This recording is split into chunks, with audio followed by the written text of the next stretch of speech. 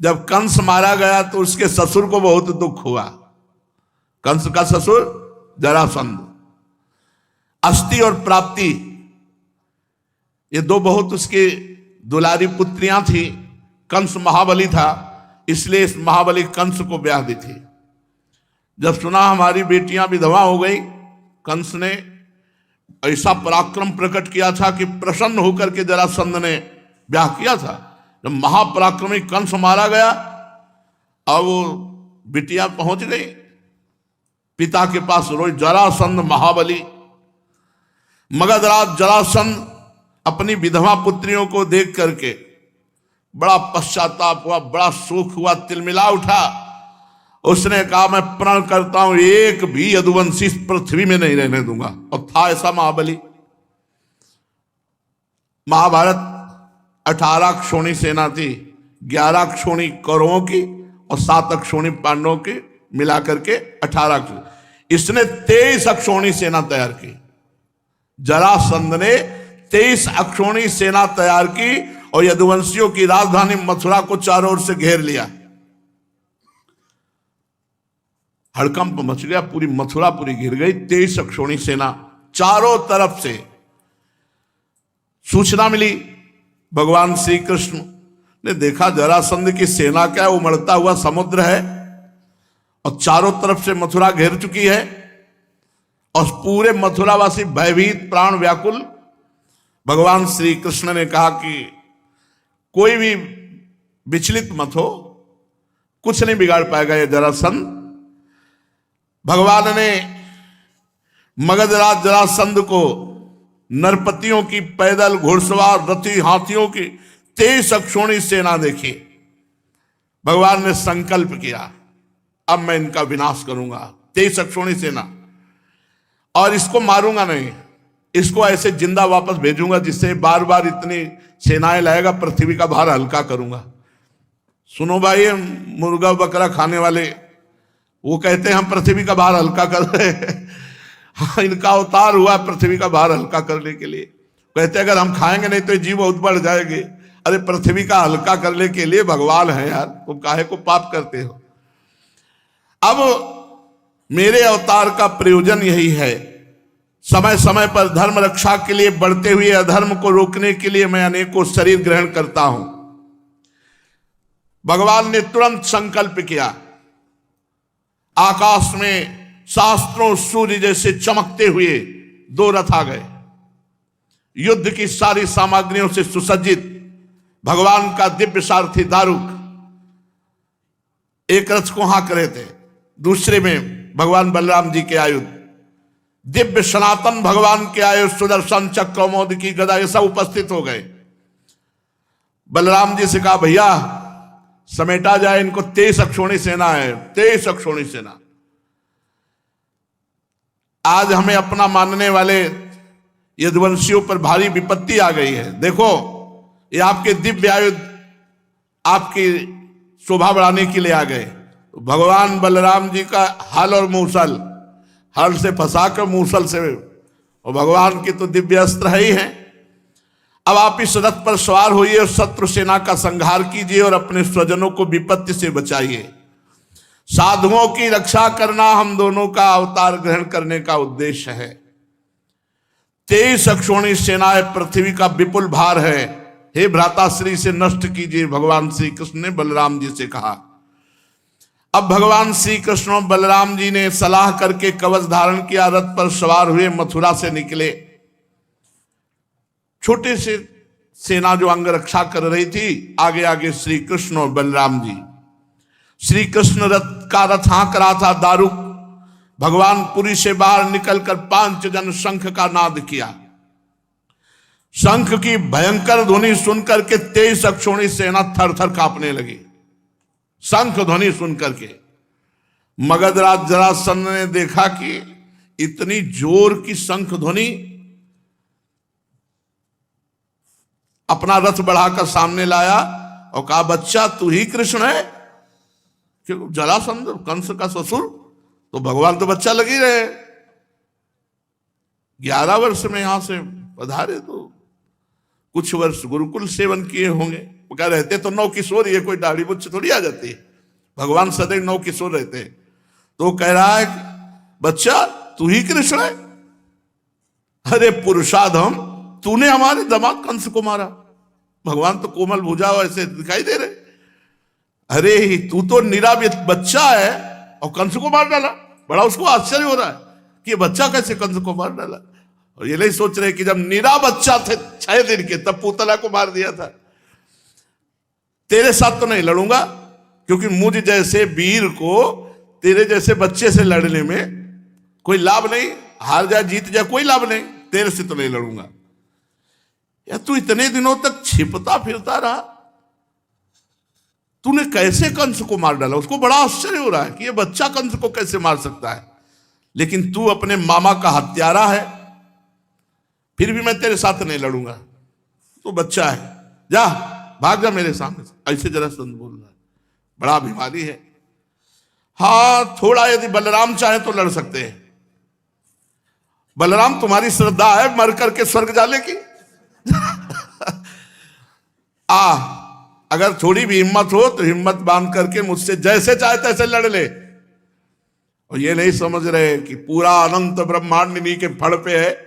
शेषावतार भगवान बलराम जी, मैं अभी अपने बाणों से छिन्न भिन्न करके तुझे स्वर्ग पहुंचा देता हूं। भगवान श्री कृष्ण ने कहा मगधराज तुम सूरवीर हो। सूरवीर तो ऐसे नहीं होते। सूरवीर तो युद्ध करते हैं, डींग नहीं हाँकते। तुम अपने बल और परुष का तो बहुत बड़ा घमंड रखते हो। चाहूं तो तेरी अभी मृत्यु कर सकता हूं, लेकिन मारूंगा नहीं तुझे। भगवान श्री कृष्ण ने कहा तू ऐसे बक रहा है जैसे मरने वाला सन्निपात में बकता है। बक ले। हमारे जैसे वीर तेरे जैसे डींग हाँकने वालों की बात नहीं सुनते। परीक्षित, जैसे वायु बादलों से सूर्य को और धुएं आग को ढक लेती है, ऐसे ही भगवान श्री कृष्ण को चारों तरफ से मगधराज की सेना ने घेर लिया और बाणों की वर्षा कर दी चारों तरफ से। यहां तक कि भगवान का रथ सारथी कुछ नहीं दिखाई दे रहा, आधा धुंध, चारों तरफ से बाण चल रहे। अब जो अटारियों पर चढ़े हुए मथुरावासी देख रहे, सब हाहाकार मच गया कि अभी तो प्रारंभ ही हुआ युद्ध। भगवान का, बलराम जी का और श्री कृष्ण का सब रथ और सब ढक गया बाणों से। भगवान श्री कृष्णचंद्र जी की गरुण चिन्हित ध्वजा और बलराम जी की ताल चिन्हित ध्वजा, ये सब ढक गई। तो मथुरावासी तो सोचे अब तो मार ही डालेंगे हम सबको, क्योंकि जब वहां ये हालत है तो यहां तो। लेकिन ये एक क्षण के लिए ऐसा हुआ। भगवान श्री कृष्णचंद्र ने देखा कि सूरवीर हैं ये भाई, बड़े बड़े लड़ाकू हैं। जैसे पानी की बूंदें बरसती हैं ऐसे बाण वर्षा भगवान के ऊपर हो रही थी। भगवान ने अपने सारंग धनुष का प्रत्यंचा चढ़ाया, अद्वितीय अजेय। ये सारंग धनुष ऐसा है, अद्वितीय अजेय। सारंग धनुष की टंकार करके जे ही एक बाण चढ़ाया, बस जे ही एक बाण चढ़ा के छोड़ा तो अनंत बाण रूप धारण करके सब बाणों को काट करके सैनिकों का संहार करने लगे। ये भगवान के धनुष और बाण का चमत्कार। झुंड के झुंड उसी से बाण निकलने लगे और सब जितने बाण थे सब बाणों को काट करके और जितने सैनिक थे सबको काटने लगे। भगवान बड़ी फुर्ती से अलाप चक्र की तरह घूमकर चारों तरफ बाण संधान, हाथी, घोड़े, रथ, पैदल, चतुरंगनी सेना का संहार होने लगा। भगवान के बाणों से हाथियों के सर कट गए और मरकर गिरने लगे। बाणों की बौछार से घोड़े, मनुष्य, जो सबको, पैदल सेना की बाहें, जांग, सिर अलग अलग कटकर गिरने लगे। अमित तेजस्वी भगवान बलराम जी ने हल और मूसल संभाला। हजार 10-10 हजार ऐसे हल में फंसा कर एक ही मूसल में राधे श्याम कर देते। अब भगवान बलराम जी का बल, अरे पूरी पृथ्वी ब्रह्मांडों को सरसों की दाने की तरह अपने फण में धारण किए हुए है। बड़े बड़े दिग्गज बलशाली हाथियों को मूसलों की मार से सब नष्ट कर दिया। अब वहां भयानक पहाड़ लग गए। 23 अक्षोणी सेना, जरासंध की वो सेना समुद्र के समान दुर्गम भयावह बड़ी कठिनाई से जीतने योग्य थी। थोड़े ही समय में भगवान श्री कृष्ण उधर छोड़ दिया सुदर्शन चक्र, साफ करता चला जा रहा है गर्दने, चाहे हाथी हो, चाहे घोड़ा हो, चाहे मनुष्य हो। कुछ ही समय में 23 अक्षौणी सेना का विनाश कर दिया। सारे जगत के स्वामी भगवान श्री कृष्ण के लिए तो खिलवाड़ है, वो संकल्प करे तो अनंत ब्रह्मांड एक सेकंड में नष्ट हो जाए। खेल खेल में तीनों लोकों की उत्पत्ति, स्थिति और संहार करने वाले प्रभु हैं, उनके लिए कोई बड़ी बात है? शत्रुओं की सेना का बात की बात में सत्यानाश कर दिया। जब जरासंध की सारी सेना मारी गई, रथ टूट गया, पैदल उतर के खड़ा हो गया, शरीर में केवल प्राण बाकी रहे, बलराम जी के हल में फंसा हुआ। बलराम जी ने मूसल संभाला, भगवान श्री कृष्ण का मारना नहीं, इसे छोड़ दो। जरासंध ने पहले विपक्षी नरपतियों का बहुतों का वध किया है, परंतु बलराम जी की पकड़ में आने के बाद वो हिम्मत नहीं थी कि छुड़ा सके। भगवान श्री कृष्ण ने इशारा किया, मारना नहीं भैया, इसे जाने दो, क्योंकि ये फिर सेना इकट्ठी करके लाएगा, तो हमें जा जाके पृथ्वी का भार जो उतारना पड़ेगा, ये मथुरापुरी में उतारते रहेंगे, इसको छोड़ दो। बड़े बड़े सूरवीर जरासंध का सम्मान करते थे, अब उसको बड़ी लज्जा आई कि जब जिसे मैं पुरुषाधम कृष्ण कह रहा था, बच्चा कह रहा था, उन्होंने जीवन दान दिया कि जा, इतने बड़े महावीर को मुझे दीन की बात छोड़ दिया। अब उस घोर तपस्या करने लगा। तो नरपतियों ने आकर के राजाओं ने समझाया कि महाराज यदुवंशियों में रखा क्या है, आप उनके लिए तपस्या क्यों करते हो? अभी तो हम लोग हैं ना, चलो फिर युद्ध किया जाए और इस बार जरूर विजय प्राप्त होगी। तुम्हें तपस्या में समय नष्ट नहीं करना चाहिए। उस समय मगधराज जरासंध की सारी सेना मारी जा चुकी थी। बलराम जी ने उपेक्षा पूर्वक उसे छोड़ दिया था। वो उदास होकर अपने मगध देश को गया और भगवान श्री कृष्ण की सेना में किसी एक सैनिक का बाल भी बांका नहीं हुआ और 23 अक्षौणी सेना मारी गई जरासंध की। भगवान अपार सामर्थ्यशाली है। देखो, ये वैभव संपन्न लीलाएं सुनकर हमें गर्व होना चाहिए कि हम ऐसे भगवान के दास हैं। बड़े बड़े देवता नंदन वन के पुष्पों की वर्षा भगवान श्री कृष्ण पर करने लगे। अब मथुरावासी भगवान के प्रभाव को देखकर भयरहित हो गए। भयरहित तो कंस के वध से ही हो गए थे, पर जरासंध के आक्रमण से भयभीत हो गए थे। जब जरासंध की सेना मारी गई तो पक्का विश्वास हो गया कि हम ऐसे श्री कृष्ण की शरण में कि हमारा बाल बांका भी नहीं हो सकता। भगवान मथुरा में प्रवेश किए। ब्राह्मण लोग मंत्रोच्चारण कर रहे हैं, कोई पुष्प, कोई अर्घ भगवान को, कोई गले से लगा रहा है, कोई आशीष दे रहा है। और रणभूमि से अपार सोने चांदी के आभूषण सब मथुरा वासियों को बांट दिया गया और प्रधान धन महाराज उग्रसेन के चरणों में समर्पित किया गया। अब दूसरी बार फिर 23 अक्षौणी सेना, 23 अक्षौणी सेना, फिर भगवान ने 23 अक्षौणी सेना का विनाश किया, उसे खाली फिर वापस 17 बार 23 अक्षौणी सेना लाया। 17 बार, बड़ा महारथी था। 17 बार 23 अक्षौणी सेना इकट्ठी करके मगधराज जरासंध ने भगवान श्री कृष्ण के द्वारा सुरक्षित यदुवंशियों से युद्ध किया, किंतु हर बार भगवान की शक्ति के सामने सब नष्ट हो जाता, सारी सेना नष्ट हो जाती और भगवान बलराम जी फिर उसे उपेक्षा पूर्वक छोड़ देते। जरासंध अपनी राजधानी लौट जाता। अब 18वीं बार तैयारी की और हजारों ब्राह्मणों से अनुष्ठान कराता था जरासंध। बहुत ब्राह्मण भक्त था।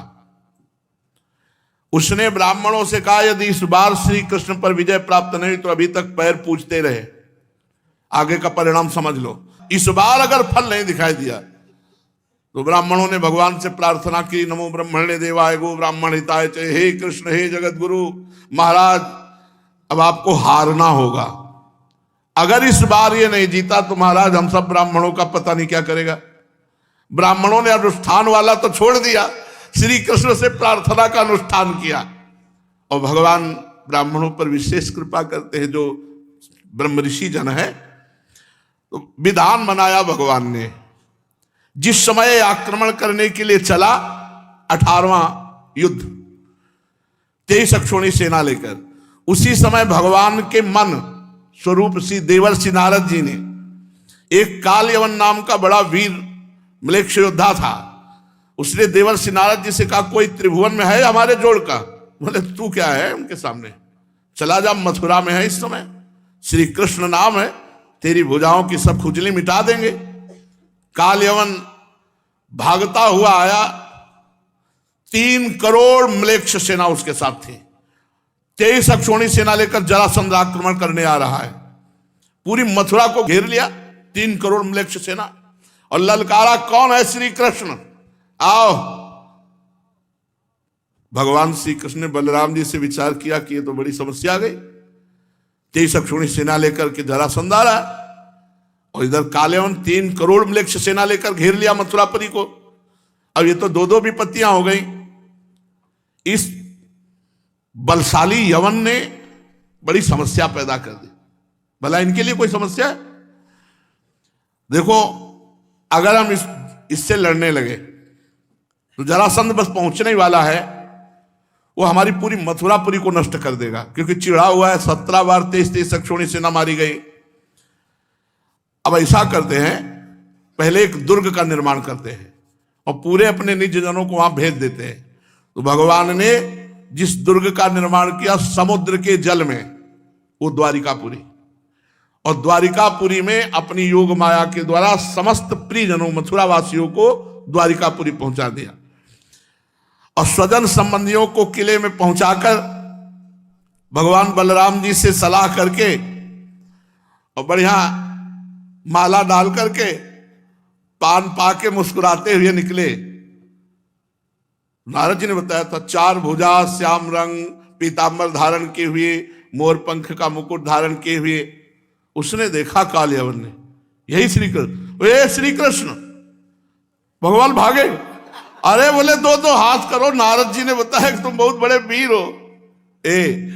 भगवान भाग पड़े ब्रह्म ऋषियों को बचाने के लिए। जरासंध ने ब्रह्म ऋषियों से कहा था रोज अनुष्ठान करते हो, खीर पुआ पाते हो, 17 बार हारा हो, अगर इस बार हारा तो समझ लेना 18वां संग्राम छिड़ने वाला है जरासंध से। 23 अक्षोणी सेना 17 बार लाया, और भगवान श्री कृष्ण और बलराम जी ने 23 अक्षोणी सेना 17 बार संहार की और जरासंध को छोड़ दिया। 18वीं बार उसने बहुत से तपस्वी ब्राह्मणों को अनुष्ठान में बैठाला था और कहा 17 बार हार गया हूं, अगर 18वीं बार हारा तो आप सब ब्राह्मण लोग, बहुत ब्राह्मण भक्त था। एक समय निश्चित था जिस समय ब्राह्मण उनके सामने मांगने आते थे और वो कहता था अगर गर्दन भी मांग लोगे तो दे देंगे। तो कहा आपकी उपासना करता रहा, अगर 18वीं बार हार गया तो परिणाम ठीक नहीं होगा। अब सब ब्राह्मण तो भगवान से मनाने लगे, प्रभु अगर आप नहीं हारे तो पता नहीं क्या करे जरासंध। हजारों राजाओं की वो बलि चढ़ाने के लिए बंद किए था, 20,000 शायद, ऐसे भैरव बलि देने के लिए जैसे बकरा बंद किए जाते ऐसे राजाओं को बंद किए था। महाबली जरासंध था, कोई साधारण नहीं था। ब्राह्मणों ने अनुष्ठान, भगवान का नाम है नमो ब्रह्मणे देवाय। भगवान ने विचार किया कि ऐसे रण क्षेत्र से भागना तो ठीक रहेगा नहीं, जरासंध को पीठ दिखा के क्या लीला हो। तो भगवान के मन है देवर्षि नारद जी। देवर्षि नारद जी काल यवन महाबलशाली उसके समीप गए। देवर्षि नारद जी एक ऐसे संत हैं, कहीं भी जाए सब जगह सम्मान होता था। कहीं भी राक्षस के पास भी जाए तो पूजा करेगा, देवता के पास जाए तो पूजा करेगा, सबको पता था नारद जी हमारे हित से। काल यवन ने कहा महाराज त्रिभुवन में कोई हमारा जोड़ नहीं रह गया लड़ने वाला। तो देवर्षि नारद जी ने कहा अभी तुम्हें पता नहीं है, श्री कृष्ण चंद्रजू मथुरा में विराजमान, तुम्हारे जैसे वीरों को खूब अच्छे से तृप्त कर देंगे। काल यवन ने कहा मथुरा में क्या नाम है? श्री कृष्ण। कैसा रंग है? सांवला। अवस्था नव किशोर, 4 भुजाएं, पीतांबरधारी। बोले बस आप निश्चिंत रहो, मारा गया। देवर्षि नारद जी की प्रेरणा से 3 करोड़ म्लेच्छ सेना लेकर काल यवन ने मथुरा को घेर लिया। उधर 18वीं बार 23 अक्षौणी सेना लेकर जरासंध चल पड़ा। गुप्तचरों ने भगवान को सूचना दी जरासंध का 18वीं बार महासंग्राम होने वाला है। भगवान बलराम जी से कहा ये तो बड़ी समस्या हो गई, 3 करोड़ म्लेच्छों ने मथुरा को घेर लिया और 23 अक्षौणी सेना लेकर 18वीं बार जरासंध आ रहा है। अब तो जरा सी भी चूक हो जाने पर मथुरा वासियों को कष्ट हो सकता है। इसलिए भगवान ने समुद्र में एक पुरी की रचना की, द्वारिकापुरी की, किले की रचना की। बलराम जी से सलाह की और बीच समुद्र के बीच में 48 कोस लंबाई और चौड़ाई ऐसे किले की 48 कोस, जिसमें संपूर्ण मथुरा वासियों को सुरक्षित रखा जा सके। आदेश किया विश्वकर्मा को। वो आए थोड़ी कि अब काम शुरू होगा, 1-2 साल में पूरा होगा, मिनटों में काम पूरा होने वाला। गली, महल, सभा भवन, सब सुंदर नगर की रचना, उद्यान, विचित्र उपवन, दिव्य दिव्य लताएं, सोने के ऊंचे शिखरों वाले महल जो आकाश से बात करते, स्फटिक मणि की सुंदर सुंदर चबूतरे, बहुत सुंदर निर्माण द्वारिकापुरी का विश्वकर्मा जी ने किया। उग्रसेन, वसुदेव जी और समस्त अपने निज परिकर को भगवान श्री कृष्ण बलराम जी ने योग माया के द्वारा मथुरा से सीधे, आसपास तो 3 करोड़ म्लेच्छ लगे हुए हैं, सीधे द्वारिकापुरी में पहुंचा दिया। देवराज इंद्र ने पारिजात वृक्ष भेंट दिया जो द्वारिकापुरी में विराजमान। भगवान ने दिव्य सुधर्मा सभा की रचना की। वो सभा ऐसी की भूख, प्यास, बुढ़ापा, शरीर से पसीना निकलना, थकावट, ये सब कुछ नहीं हो सकती उस सभा में बैठने की। वरुण जी ने श्वेत घोड़े, जिनका एक एक कान श्याम वर्ण का था, जिनकी चाल मन के समान तेज थी। धनपति कुबेर जी ने 8 निधियां भेज दी। भगवान की समस्त विभूतियां आकर के द्वारिकापुरी में एकत्रित होने लगी।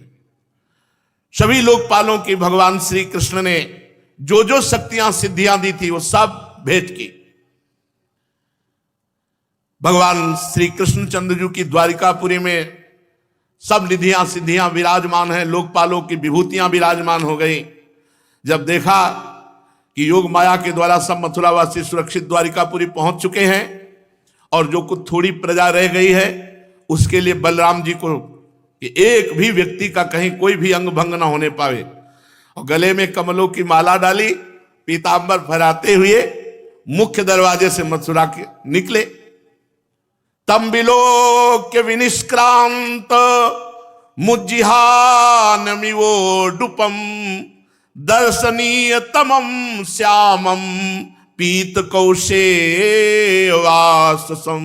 श्रीवत्स वक्ष सम्भ्राजत कौस्तुभा मुक्त कंधरम प्रचुदीर्घ चतुर्बाहुम नौ कंजारुणे क्षणम।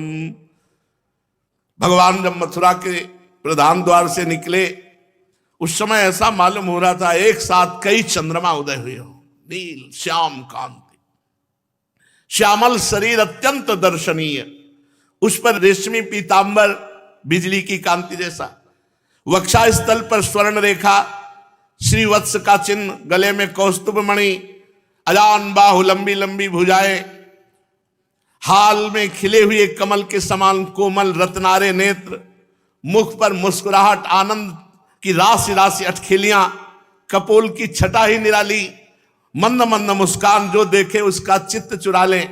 कानों में मकराकृत कुंडल झिलमिल झिलमिल कर रहे हैं। नारद जी ने ऐसा ही बताया था। प्रधान द्वार पे काल यवन खड़ा था, आसपास म्लेच्छ सेना घेरे हुई थी।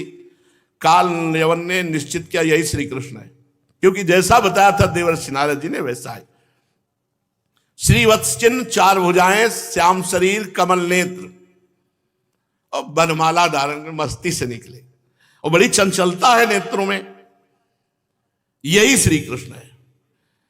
ललकारा उसे, वासुदेव मुझसे युद्ध करो। कालयवन ने, भगवान ऐसे डर पे मानो जैसे कोई डर रहा हो कालयवन से। कालयवन ने देखा है तो डर गया हमारी केवल आवाज से। कालयवन दौड़ा, जैसे वो पैर बढ़ा रहा है वैसे भगवान भागने के पैर बढ़ा रहे। कालयवन ने कहा तो कह रहे थे बहुत वीर योद्धा है, अभी तो आवाज दी और सिकुड़ गया और हम दौड़े तो भाग पड़ा पीछे की तरफ। भगवान जी देखा कालयवन आया, रणभूमि से भाग पड़े। बड़े बड़े योगी जन जिनका ध्यान धरते रहते हैं, कालयवन उनके पीछे दौड़ा, भगवान रण छोड़कर भागे। कालयवन को इतनी दूरी बनाए थे कि अब पकड़ा तब पकड़ा। भगवान से कहता, अरे आपकी इतनी महिमा है वासुदेव, कैसे तुम भाग रहे हो, थोड़ा तो हमसे युद्ध करो। भगवान और भाग रहे पीतांबर कस के। कालयवन पीछे भागा, भगवान एक गुफा में घुस गए। कालयवन उसके पीछे पीछे आवाज करता हुआ जा रहा, अरे यशस्वी यदुवंश में पैदा हुए हो, युद्ध छोड़कर भाग रहे हो, तुम तो इतने बड़े वीर हो कि कंस को मार दिया, थोड़ा तो रुको, हमारी भुजाओं का तो आनंद लो। भगवान गुफा में चले गए। अभी उसके इतने भाग्य नहीं थे कि भगवान का स्पर्श पा लेता। वो आक्षेप करता रहा, भगवान गुफा में प्रवेश कर गए। कालयवन भी पीछे गुस्साता हुआ प्रवेश किया तो वहां सो रहे थे महाराज मुचकुंद। भगवान ने अपना पीतांबर उड़ा दिया। कालयवन ने सोचा कि इतनी जल्दी सो गया, ये इतनी दूर तो मुझे भगा के लाया और यहां इस प्रकार सो रहा है मानो साधु बाबा कोई पहले से ध्यानस्थ सो रहा हो। अभी हमारा परिचय नहीं जानता। कालयवन ने गुस्सा के एक लात मारी कस के। जो ही लात मारी सोई, जो सो रहे थे वो उठ गए। जो ही उठे और आग खोली सोई, वो आग लग गई कालयवन के शरीर में, भस्म हो गया। देखते ही मुचकुंद महाराज के कालयवन के शरीर में आग लग गई, तत्काल भस्म हो गया। राजा परीक्षित ने पूछा, भगवान केवल दृष्टि खोलने मात्र से कालयवन जैसा महाबलवान जलकर भस्म हो गया है, कौन पुरुष थे, किस वंश के थे, ये शक्ति उनमें कैसे आई, किसके पुत्र थे? आप कृपा करके बताइए कि वो पर्वत की गुफा में जाकर क्यों सो रहे थे। श्री सुखदेव जी महाराज कहते हैं, परीक्षित वे इक्ष्वाकु वंशी महाराजा मानधाता चक्रवर्ती सम्राट, उनके पुत्र राजा मुचकुंद थे। ये बड़े ब्रह्म ऋषियों के भक्त, सत्य प्रतिज्ञ, संग्राम विजयी महापुरुष थे महाराज मुचकुंद। एक बार इंद्रादि देवता राक्षस असुरों से अत्यंत भयभीत हो गए थे, तो उन्होंने महाराज मुचकुंद से प्रार्थना की कि युद्ध में हमारे साथ सहयोग करो। बहुत दिनों तक युद्ध करते हुए महाराज मुचकुंद ने दैत्य और राक्षसों को पराजित किया। स्वामी कार्तिकेय की सेनापति पद पर और मुचकुंद जी उनके सहयोगी। तो जब विजय हो गई तो समस्त देवताओं ने देखा कि बहुत युद्ध में श्रम किया है, आप वरदान मांग लो। आपने अपना राज्य और जीवन की आशा छोड़कर हमारे लिए युद्ध किया, इसलिए आप वरदान मांगो। क्योंकि आप जितने दिन यहां युद्ध करते रहे, इतने में आपके पुत्र, रानियां, बंधु बांधव, अमात्य, मंत्री, ये सब के सब अंतर ध्यान हो गए, बहुत समय व्यतीत हो गया। आपकी जो इच्छा हो हमसे मांग लो। कैवल्य मोक्ष देने का अधिकार केवल भगवान श्री हरि को है, हम सबको नहीं है। इसके अलावा मांग लो। कैवल्य मोक्ष देने की सामर्थ्य तो केवल अविनाशी भगवान श्री हरि में है। परम यशस्वी राजा मुचकुंद ने कहा, देखो इस समय में वरदान एक ही सुहाई दे रहा, मैं बहुत थक गया हूं, सोना चाहता हूं। तो बोले जाओ, नींद तुम्हें दी, खूब सो आराम से। नींद भर करके जब तुम्हारी नींद परिपक्व हो जाए तब उठना। अगर बीच में सोते समय कोई मूर्ख तुम्हें जगा देगा तो तुम्हारी दृष्टि पड़ते ही वो भस्म हो जाएगा, ऐसा देवताओं ने कहा। और ये बात भगवान को पता थी, तो सोचा कालयवन का हिसाब किताब यहां कर देते हो। मुचकुंद बहुत परहितकारी हैं तो उनको दर्शन भी दे देते हैं। कालयवन भस्म हो गया। सोई मुचकुंद जी आसपास नेत्र दौड़ाए तो देखा जगमग जगमग कांति जिनके अंगों से हो रही है। तमालोक्य घनश्यामं पीत कौसेयवाससं श्रीवत्स वक्षसं भ्राजत कौस्तुभेन विराजितं चतुर्भुजं रोचमानं वैजयन्त्या च मालया चारु प्रसन्न वदनम स्फुरन् मकर कुंडलम। भगवान श्री कृष्ण का श्री विग्रह वर्षाकालीन मेघ के समान श्यामला, रेशमी पीतांबर धारण किए, वक्षास्थल पर श्रीवत्स, गले में कौस्तुभ मणि, दिव्य ज्योति बिखेर रहे हैं, चार भुजाएं, वैजयंती माला घुटनों तक लटक रही है, श्रीमुख कमल अत्यंत सुंदर प्रसन्नता से खिला हुआ, कानों में मकराकृत कुंडल जगमगा रहे हैं, ओठों पर प्रेम भरी मुस्कुराहट, नेत्रों की चितवन प्रेम की वर्षा कर रही, अत्यंत नवकिशोर अवस्था, मतवाले सिंह के समान निर्भीक चाल।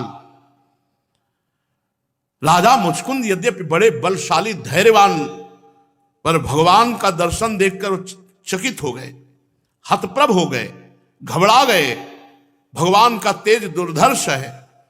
तनिक सशंकित कांपते हुए महाराज मुचकुंद भगवान श्री कृष्ण से बोले। राजा मुचकुंद ने कहा, आप कौन हैं? इस कांटों से भरे हुए घोर जंगल में आप कमल के समान कोमल चरणों से क्यों विचर रहे हैं? और इस पर्वत की एकांतिक गुफा में पधारने का प्रयोजन क्या है? क्या आप समस्त तेजस्वियों के मूर्तिमान तेज हैं? कौन है आप? कोई दूसरा लोकपाल इतना तेजस्वी नहीं हो सकता। या तो आप ब्रह्मा हैं, या विष्णु हैं, या शंकर हैं। कौन है? क्या नारायण हैं? मैं समझ नहीं पा रहा हूं। आपके तेज से संपूर्ण गुफा का अंधेरा दूर हो गया। आपकी अंग कांति देखने की मेरी क्षमता नहीं, इतना तेज है। हे पुरुष श्रेष्ठ, यदि आपको रुचे तो अपना जन्म, कर्म और गोत्र बतलाइए, क्योंकि हम सच्चे हृदय से जानना चाहते हैं आप कौन हैं। पुरुषोत्तम, यदि आप हमारे बारे में जानना चाहते हैं तो हम इक्ष्वाक वंशी चक्रवर्ती सम्राट महाराजा मानधाता के पुत्र हैं। मेरा नाम मुचकुंद है, इक्ष्वाक वंशी क्षत्रिय हैं। मैं आपके चरणों में नमस्कार करता हूं। बहुत दिनों तक जागते रहने के कारण मैं थक गया। निद्रा ने मेरी समस्त इंद्रियों की शक्ति छीन ली थी, बेकाब कर दिया था। मैं यहां सो रहा था, अभी अभी पता नहीं किसने मुझे जगा दिया और उसके पापों ने उसको जलाकर भस्म कर दिया। इसके बाद परम सुंदर आपका दर्शन हुआ। महाभाग, आप समस्त प्राणियों के माननीय हैं। आपका दिव्य असह्य तेज मेरी शक्ति को छीन कर रहा है। मैं बहुत देर तक आपको देख नहीं सकता और आपसे बोल नहीं सकता। जब राजा मुचकुंद ने इस प्रकार कहा, तब समस्त प्राणियों के जीवनदाता भगवान श्री कृष्ण हंसते हुए मेघ गंभीर वाणी में बोले, प्रिय मुचकुंद, मैं अपना परिचय क्या बताऊं? मेरे अनंत जन्म कर्म है, मेरे अनंत जन्म कर्म है। मेरा नाम भी अनंत है, मेरे कर्म भी अनंत है, मेरे जन्म भी अनंत है। मैं भी अपनी गिनती नहीं जानता। संभव है कोई पुरुष अनेक जन्मों तक प्रयास करके धूल के छोटे छोटे कणों को गिन ले, परंतु मेरे गुण को, मेरे जन्म को, मेरे कर्म को, मेरे नामों को, मेरी लीला को नहीं गिन सकता। हरि अनंत, हरि कथा अनंता। भगवान कह रहे छोटे छोटे कण, धूल कण गिन लो, पर मेरी महिमा। इसीलिए वेद भी नेति नेति कहते हैं। राजन, सनक सनंदन सनातन सनत कुमार, ये परम ऋषिगण मेरे त्रिकाल सिद्ध जन्म और कर्मों का वर्णन करते रहते हैं, परंतु कभी उनका पार नहीं पाते। मुचकुंद, ऐसा होने पर भी मैं अपने वर्तमान के जन्म कर्म और नामों का वर्णन करता हूं। सुनो, ब्रह्मा जी ने मुझसे धर्म की रक्षा के लिए, पृथ्वी का भार हरण करने के लिए, असुरों का संहार करने के लिए प्रार्थना की। उन्हीं की प्रार्थना से मैंने यदुवंश में वसुदेव जी के यहां अवतार ग्रहण किया और अब मैं वसुदेव जी का पुत्र हूं, इसीलिए लोग मुझे वासुदेव कहते हैं। अब तक मैंने कालनेमी असुर जो कंस के रूप में पैदा हुआ था, प्रलंबासुर, बकासुर, अघासुर, पूतनाएं, अनेकों साधुद्रोही असुरों का संहार कर चुका हूं। राजन, ये जो तुम्हारी दृष्टि पड़ते हुए भस्म हुआ, ये काल यवन था जो मेरी प्रेरणा से तुम्हारी तीक्ष्ण दृष्टि पड़ते ही भस्म हो गया। अब मैं तुम पर कृपा करने के लिए गुफा में प्रकाशित हुआ हूं, क्योंकि तुमने पहले मेरी आराधना की है और आराधना कभी भी विफल नहीं जाती। इसलिए राजन, तुम्हारी जो अभिलाषा हो मुझसे वरदान मांगो, मैं तुम्हारी सारी लालसा अभिलाषाएं पूर्ण कर दूंगा। माम प्रपन्नो जनः कश्चिन भूरोर्हति सोचितुम, जो पुरुष मेरी शरण में आ गया उसके लिए त्रिभुवन की कोई ऐसी वस्तु पद नहीं है जो उसे प्राप्त ना हो जाए। ये श्री सुखदेव जी कहते हैं, परीक्षित, जब भगवान श्री कृष्ण ने इस प्रकार कहा तब राजा मुचकुंद को गर्गाचार्य जी की बात याद आ गई कि भगवान का अवतार होने वाला। वो जान गए स्वयं सच्चिदानंद भगवान पधारे हैं। आनंद में भरकर सुख प्रवाह करते हुए साष्टांग दंडवत की और इस प्रकार स्तुति प्रारंभ की। विमोहितोयम जनई समायया त्वदीयया त्वाम न भजन्त्यनर्थ दृक् सुखाय दुःख प्रभवेषु सज्जते गृहेषु योषित पुरुषश्च वंचितः। प्रभु, जगत के सभी प्राणी आपकी माया से अत्यंत मोहित हो रहे हैं। क्यों? क्योंकि वे आपसे विमुख हैं। भगवान की माया कब फांसती है? जब आप भजन नहीं करोगे, नाम जप नहीं करोगे, भगवान की अर्चना वंदना लीला कथा इनसे दूरी रहोगे तो माया फांस लेगी। प्रभु, जगत के सभी प्राणी आपकी माया से अत्यंत मोहित हो रहे हैं। वे आपसे विमुख होकर अनर्थ में फंसे रहते हैं क्योंकि आपका भजन नहीं करते। बस सुख की प्राप्ति के लिए घर गृहस्थी के उन झंझटों में फंस जाते हैं जो सारे दुखों के मूल स्रोत हैं। इस तरह चाहे स्त्री हो या पुरुष, सब ठगे जा रहे हैं आपकी माया से। इस पाप रूप संसार से सर्वथा रहित प्रभु, ये भारत भूमि अत्यंत पवित्र कर्म भूमि है। ध्यान दीजिए, बड़ा दुर्लभ है। ये भारत भूमि पवित्र कर्म भूमि है। इसमें मनुष्य रूप में जन्म होना तो अत्यंत दुर्लभ है। और मनुष्य जीवन इतना पूर्ण है कि इसमें भगवत प्राप्ति की सारी सुविधा है, कोई भी असुविधा नहीं। अपने परम सौभाग्य से और भगवान आपकी हेतु की कृपा से जो भारत भूमि में मनुष्य जन्म प्राप्त करके अपनी मति गति को असत संसार के भोगों में लगाकर घर गृहस्थी के अंधेरे कुएं में पड़ा रहता है, आपका भजन नहीं करता, आपके श्री चरण कमल की उपासना नहीं करता, वो ठीक उसी पशु के समान दुर्गति को प्राप्त होता है जो तृण से ढके हुए अंधेरे कुएं में जाकर तृण के लोभ से गिर जाए और वहां सड़ सड़ के मरे। भगवान, मैं राजा था, राजलक्ष्मी के मद में मतवाला हो रहा था। इस मरने वाले शरीर को ही तो मैं आत्मा अपना स्वरूप समझ रहा था। प्रभु, राजकुमार, राजकुमारी, रानी, खजाना, पृथ्वी का लोभ, यही सब मुझे लग रहा था सत्य है। उन वस्तुओं की चिंता दिन रात मेरे गले में लगी रहती। इस प्रकार मेरे जीवन का यह अमूल्य समय बिल्कुल निष्फल व्यर्थ चला गया।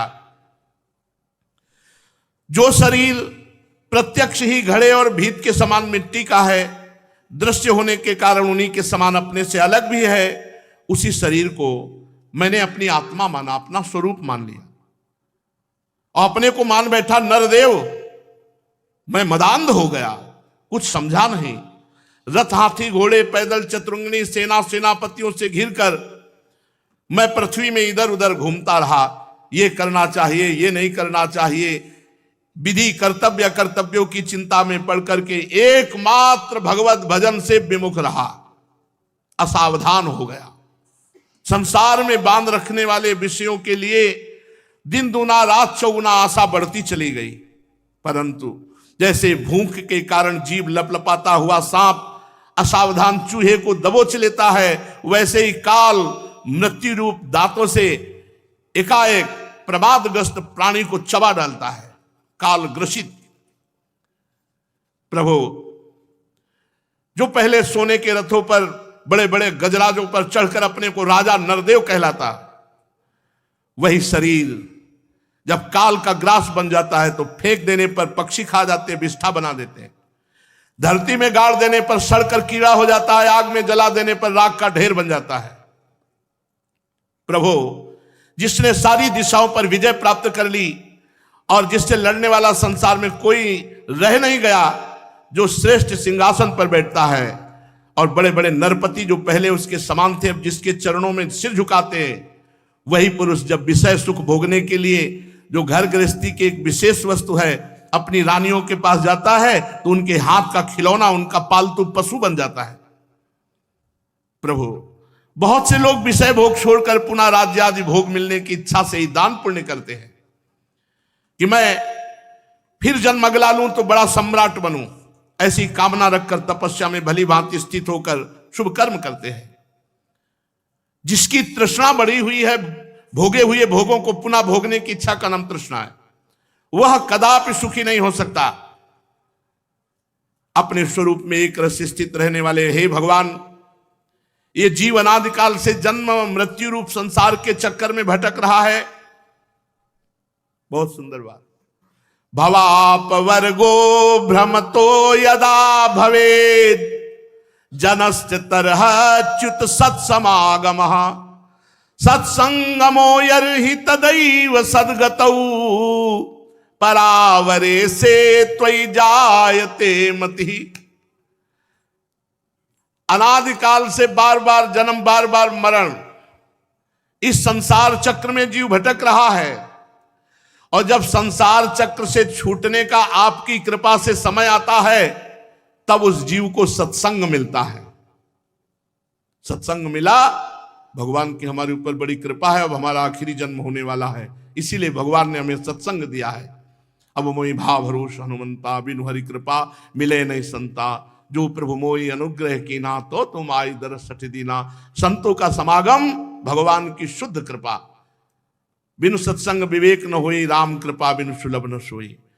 जब जन्म मृत्यु चक्र से छूटने का जिस जीव के ऊपर भगवान की कृपा होती समय आता है तो उसे सत्संग मिलता है।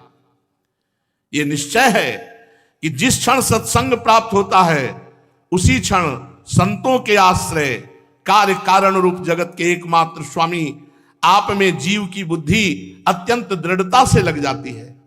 भगवान, मैं ऐसा समझता हूं कि आज मेरे ऊपर आपकी परम अनुग्रह वर्षा हो रही है।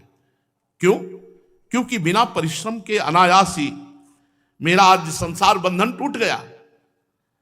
आपका दर्शन बड़े बड़े योगी लोग ध्यान करते रहते हैं, आप उनके ध्यान में नहीं आते, वो आप मेरे सामने खड़े हैं। हे अंतर्यामी प्रभु, आपसे क्या छिपा है? मैं आपके चरणों की सेवा के अतिरिक्त और कोई भी वर नहीं चाहता, क्योंकि जिनके पास किसी प्रकार का संग्रह परिग्रह नहीं है अथवा जो संग्रह परिग्रह के अभिमान से रहित हैं, वो लोग भी केवल आपके चरणों की सेवा की प्रार्थना करते रहते हैं। भगवान, भला बतलाइए तो सही, मोक्ष देने वाले आपकी आराधना करके ऐसा कौन श्रेष्ठ पुरुष होगा जो अपने को बांधने वाला सांसारिक सुख मांगे? नहीं चाहिए। इसलिए प्रभु, सतोगुण रजोगुण तमोगुण से संबंध रखने वाली समस्त कामनाओं को छोड़ करके केवल माया के लेस मात्र संबंध से रहित गुणातीत एक अद्वितीय चित स्वरूप परम पुरुष हे श्री कृष्ण, मैं आपकी शरण में, मैं आपका शरणागत हूं। भगवान, मैं अनादि काल से अपने कर्म फलों को भोगते भोगते अत्यंत आर्त हो रहा था। उनकी दुख की ज्वाला रात दिन मुझे जलाती रहती थी। मेरे 6 शत्रु काम क्रोध लोभ मोह मद मत्सर, ये 5 ज्ञानेंद्रियां एक मन, ये कभी शांत नहीं हुए। इनकी विषयों की प्यास बढ़ती जा रही थी। कभी किसी प्रकार एक क्षण के लिए मुझे शांति नहीं मिली।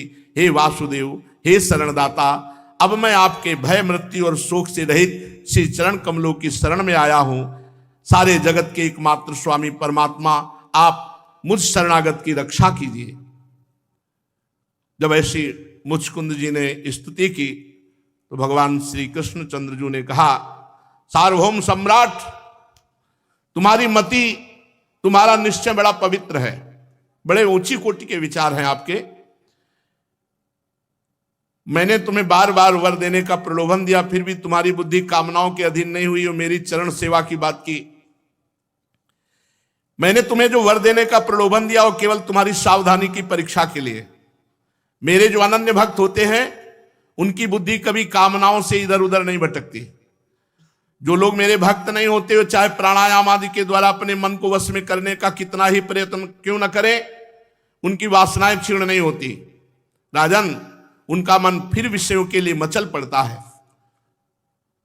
आज से तुम अपने मन और सारे मनोभावों को मुझे समर्पित कर दो, मुझ में लगा दो और स्वच्छंद रूप से पृथ्वी पर विचरण करो। मुझ में तुम्हारी विषय वासना शून्य निर्मल भक्ति सदा बनी रहेगी।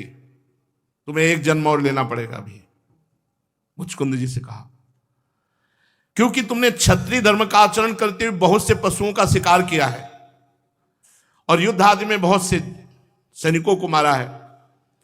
अब एकाग्र चित्त से मेरी उपासना करते हुए तपस्या के द्वारा उस पाप को धो डालो। अगले जन्म में तुम ब्राह्मण कुल में जन्म लोगे, नरसिंह मेहता के रूप में, और समस्त प्राणियों के सच्चे हितैषी परम सुहृद हमारे विशुद्ध भक्त बनोगे। उस समय तुम्हें हमारी प्राप्ति हो जाए। 52 बार भगवत साक्षात्कार हुआ नरसिंह मेहता जी को, 52 बार भगवान बार बार प्रकट हुए उनके यहां।